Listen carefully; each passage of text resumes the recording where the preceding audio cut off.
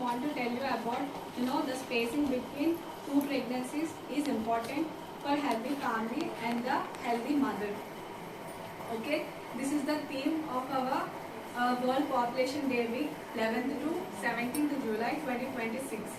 Okay, so ఈ day 5ని నేను మెటర్నల్ సెప్సిస్ డేకి మనం ఏంటంటే ఇంక్లూడ్ చేసాం అనమాట. ఇందులో ఎవరైనా ప్రెగ్నెంట్ విమెన్ ఫీవర్తో కానీ ఎనీ అదర్ ప్రాబ్లమ్స్తో కానీ ఉంటే టుడే మనం ఈరోజు డీల్ చేస్తాం. సో ఈ 5th డేలో మెటర్నల్ సెప్సిస్ని నేను ఎందుకు ఇంక్లూడ్ చేశానంటే, సో న్యూ గైడ్లైన్స్ అనేవి చాలా ఇంపార్టెంట్ అమ్మ. ఇంతకు ముందు వరకు మెటర్నల్ సెప్సిస్ అనేది పోస్ట్ నాటల్గా ఫీవర్ అని లేకపోతేనో లేదా WBC పెరిగిపోతే ఇలా మనం చూసుకుంటూ వచ్చాం. So but according to the WHO guidelines and WHO definition ఏంటంటే మనకి, so throughout the pregnant women throughout the pregnancy and abortion and post natal కూడా మనము ఏదైనా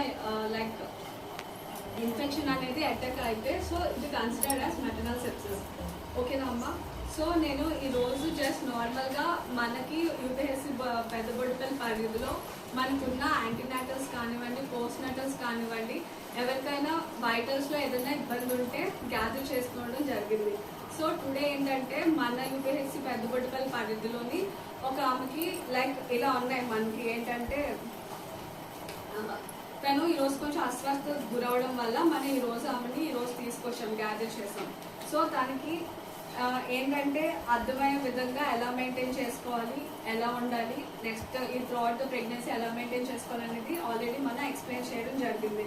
సో తన వైటల్స్ ఎలా ఉన్నాయంటే SpO2 99, pulse rate 90 and respiratory rate 22, BP 101/65 mmHg and temperature వచ్చి 96, weight 60 kgs, height 151 cm, HP 11.4. So ఆమెకి ఏంటంటే మనం నార్మల్ ఒక ఫ్లూయిడ్స్ పెడుతున్నాము, ఒక యాంటీబయాటిక్ అంటే ప్రెగ్నెన్సీలోని ఏ హార్మ్ఫుల్ లేని యాంటీబయాటిక్ అండ్ ఒక ఫ్లూయిడ్స్ పెట్టాము. అండ్ నార్మల్గా ఏంటంటే రెగ్యులర్గా మెయింటైన్ చేసే మెడిసిన్స్ కూడా ఆమెకు మనం ఇచ్చాము. సో ఎర్లీగా మనం చూసుకోవడం వల్ల యూజ్ ఏంటంటే సింపుల్గా మనం డీల్ చేసుకోవచ్చు. సింపుల్ ఒక యాంటీబయాటిక్తోని లేదా 1 యూనిట్ ఆఫ్ ఫ్లూయిడ్స్తోని మనం డీల్ చేసుకోవచ్చు. అండ్ నాట్ ఓన్లీ దాట్, ఆమె కొంచెం నీరసంగా కనిపిస్తున్నారు. మనకి యాక్చువల్లీ ఫీవర్లో ఏంటంటే టాక్సిక్ లుక్ ఉంటుంది.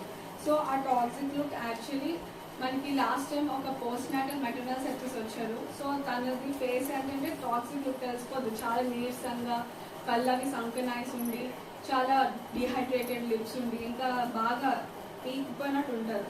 సో ఈమె ఏంటంటే ఎర్లీగా రావడం వల్ల జస్ట్ నార్మల్ వీక్నెస్తో ప్రజెంట్ అయ్యాము. సో మనం CBP చెక్ చేయించాలి. CBPలో WBC అనేది 9.96 అనేది ఉన్నదన్నమాట.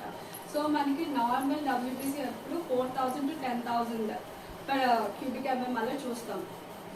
సో ఇప్పుడు అకార్డింగ్ టు ద మనకి ఏంటంటే గైడ్లైన్స్ ప్రకారం ఈ సెప్సిస్ కానివ్వండి, సెప్టిక్ షాక్స్ ఏదైనా ఉన్న fever infection more than 12,000 according to the new guidelines.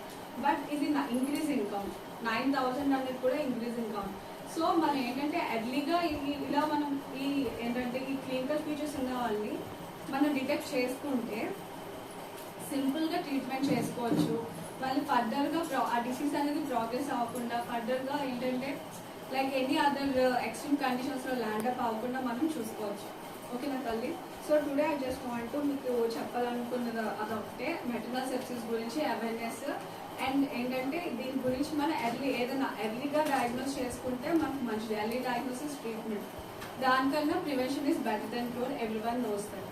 So ఏంటంటే నేను ఈరోజు చెప్పదలుచుకుంది, మెటర్నల్ సెప్సిస్ అనేది బిఫోర్ మన పోస్ట్ నాటల్ గానే కాకుండా త్రూఅవుట్ ద ప్రెగ్నెన్సీ కూడా చూస్తాము.